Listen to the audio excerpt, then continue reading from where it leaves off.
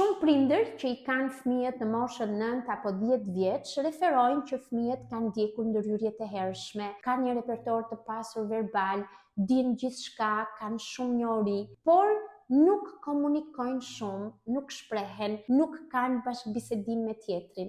Çfarë ndodh në këtë periudhë? Kjo është periudha kur fëmia ka një pjekuri të tij emocionale, po zhvillon një perceptim të tij mbi botën që e rrethon, po zhvillon perceptimin e vetvetes. Ndaj kjo është një periudhë kur fokusi nuk duhet jetë në pyetje përgjigje, në nxitje të fëmijës që të na përgjigjet për pyetjet që ne i bëjmë, por duhet të jetë në të kuptuarin e tij. Çfarë janë ato që i pëlqejnë, çfarë janë interesat e tij. Në këtë moshë, gjuha nuk është thjesht përdorimi i repertorit verbal. Gjuha është motivim social, është interes, është lidhje emocionale dhe e sigurt që ne krijojmë me fëmijën neurodivergjent.